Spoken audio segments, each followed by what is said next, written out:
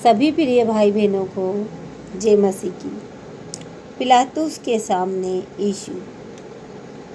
लूका रचित सुसमाचार अध्याय 23। तब सारी सभा उठकर उसे पिलातुस के पास ले गई। वे यह कहकर उस पर दोष लगाने लगे, हमने इसे लोगों को बहकाते और कैसर को कर देने से मना करते और अपने आप को मसीह राजा कहते हुए सुना है। पिलातुस ने उससे पूछा, क्या तू यहूदियों का राजा है? उसने उसे उत्तर दिया, तू आप ही कह रहा है। तब पिलातुस ने प्रधान याजकों और लोगों से कहा, मैं इस मनुष्य में कोई दोष नहीं पाता।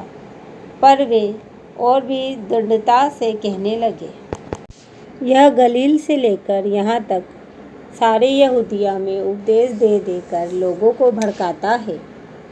यह सुनकर पिलातुस ने पूछा, क्या यह मनुष्य गलीली है? और यह जानकर कि वह हेरोदेस की रियासत का है, उसे हेरोदेस के पास भेज दिया, क्योंकि उन दिनों में वह भी यरूशलेम में था। हेरोदेस यीशु को देखकर बहुत ही प्रसन्न हुआ, क्योंकि वह बहुत दिनों से उसको देखना चाहता था, इसीलिए कि उसके विषय में सुना था और उससे कुछ चिन्ह देखने की आशा रखता था। वह उससे बहुत सी बातें पूछता रहा, पर उसने उसको कुछ भी उत्तर ना दिया। प्रधान याजक और शास्त्री खड़े हुए तन मन से उस पर दोष लगाते रहे। तब हेरोदेस ने अपने सिपाहियों के साथ उसका अपमान करके ठट्ठों में उड़ाया और भड़कीला वस्त्र पहनाकर उसे पिलातुस के पास लौटा दिया। उसी दिन पिलातुस और हेरोदेस मित्र हो गए। इसके पहले वे एक दूसरे के बैरी थे। पिलातुस ने प्रधान याजकों और सरदारों और लोगों को बुलाकर उनसे कहा, तुम इस मनुष्य को लोगों का बहकाने वाला ठहराकर मेरे पास लाए हो, और देखो, मैंने तुम्हारे सामने उसकी जांच की, पर जिन बातों का तुम उस पर दोष लगाते हो, उन बातों के विषय में मैंने उसमें कुछ भी दोष नहीं पाया है, ना हेरोदेस ने, क्योंकि उसने उसे हमारे पास लौटा दिया है। और देखो, उससे ऐसा कुछ नहीं हुआ कि वह मृत्यु के दंड के योग्य ठहराया जाए, इसीलिए मैं उसे पिटवाकर छोड़ देता हूँ। पिलातुस पर्व के समय उनके लिए एक बंदी को छोड़ने पर विवश था।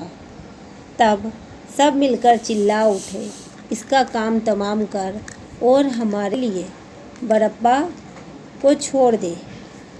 वह किसी बलवे के कारण जो नगर में हुआ था और हत्या के कारण बंदीगृह में डाला गया था। पर पिलातुस ने यीशु को छोड़ने की इच्छा से लोगों को फिर समझाया, परंतु उन्होंने चिल्लाकर कहा, उसे क्रूस पर चढ़ा। क्रूस पर उसने तीसरी बार उनसे कहा, क्यों? उसने कौन सी बुराई की है? मैंने उसमें मृत्यु के दंड के योग्य कोई बात नहीं पाई, इसलिए मैं उसे पिटवाकर छोड़ देता हूँ। परंतु वे चिल्ला चिल्लाकर पीछे पड़ गए कि वह क्रूस पर चढ़ाया जाए, और उनका चिल्लाना प्रबल हुआ। तब पिलातुस ने आज्ञा दी कि उनकी विनती के अनुसार किया जाए। उसने उस मनुष्य को जो बलवे और हत्या के कारण बंदीगृह में डाला गया था मांगते थे, छोड़ दिया और यीशु को उनकी इच्छा के अनुसार सौंप दिया। जब वे उसे लिए जा रहे थे, तो उन्होंने शामोन नामक एक कुरेनी को, जो गांव से आ रहा था, पकड़कर उस पर क्रूस लाद दिया कि उसे यीशु के पीछे पीछे ले चले। लोगों की बड़ी भीड़ उसके पीछे हो ली, और उसमें बहुत सी स्त्रियां भी थीं जो उसके लिए छाती पीटती और विलाप करती थीं। यीशु ने उनकी ओर मुड़कर कहा, हे यरूशलेम की पुत्रियों, मेरे लिए मत रो, परंतु अपने और अपने बालकों के लिए रो, क्योंकि देखो वे दिन आते हैं जिनमें लोग कहेंगे, धन्य है वे जो बांझ है और वे गर्भ जो ना जने और वे स्तन जिन्होंने दूध ना पिलाया। उस समय वे पहाड़ों से कहने लगेंगे कि हम पर गिरो, और टीलों से कि हमें ढाँप लो, क्योंकि जब वे हरे पेड़ के साथ ऐसा करते हैं तो सूखे के साथ क्या कुछ न किया जाएगा। वे अन्य 2 मनुष्यों को भी जो कुकर्मी थे उसके साथ घात करने को ले चले। जब वे उस जगह जिसे खोपड़ी कहते हैं पहुँचे तो उन्होंने वहाँ उसे और उन कुकर्मियों को भी, एक को दाहिने और दूसरे को बाईं ओर, कुर्सियों पर चढ़ाया। तब यीशु ने कहा, हे पिता, इन्हें क्षमा कर, क्योंकि ये जानते नहीं कि क्या कर रहे हैं। और उन्होंने चिट्ठियाँ डालकर उसके कपड़े बाँट लिए।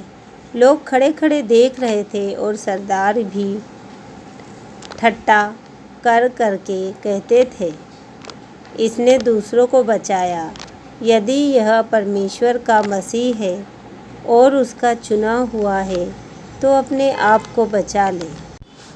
सिपाही भी पास आकर और सिरका देकर उसका ठट्ठा करके कहते थे, यदि तू यहूदियों का राजा है तो अपने आप को बचा।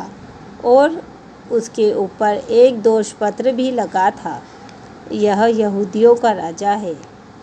जो कुकर्मी वहाँ लटकाए गए थे उनमें से एक ने उसकी निंदा करके कहा, क्या तू मसीह नहीं? तो फिर अपने आप को और हमें बचा। इस पर दूसरे ने उसे डांट कर कहा, क्या तू परमेश्वर से भी नहीं डरता?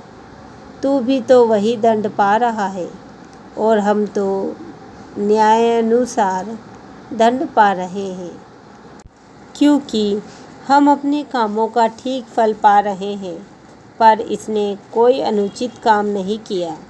तब उसने कहा, हे यीशु, जब तू अपने राज्य में आए तो मेरी सुधि लेना। उसने उससे कहा, मैं तुझसे सच कहता हूँ कि आज ही तू मेरे साथ स्वर्गलोक में होगा।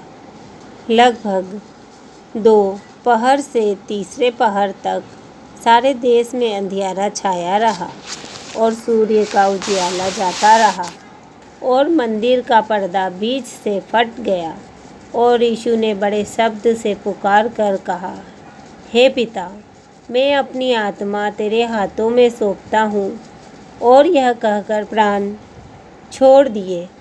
सूबेदार ने जो कुछ हुआ था देखकर परमेश्वर की बड़ाई की और कहा, निश्चय यह मनुष्य धर्मी था। और भीड़ जो यह देखने को इकट्ठी हुई थी इस घटना को देखकर छाती पीटती हुई लौट गई। पर उसके सब जान पहचान और जो स्त्रियां गलील से उसके साथ आई थी दूर खड़ी हुई यह सब देख रही थी।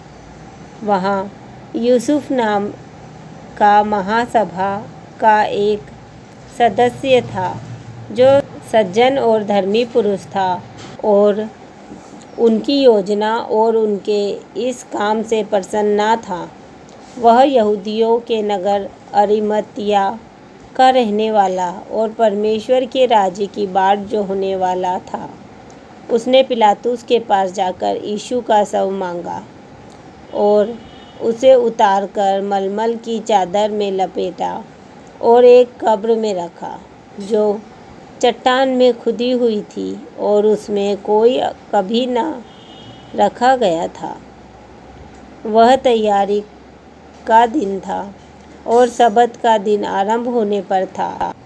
उन स्त्रियों ने जो उसके साथ गलील से आई थी पीछे पीछे जाकर उस कब्र को देखा और यह भी कि उसका शव किस रीति से रखा गया है।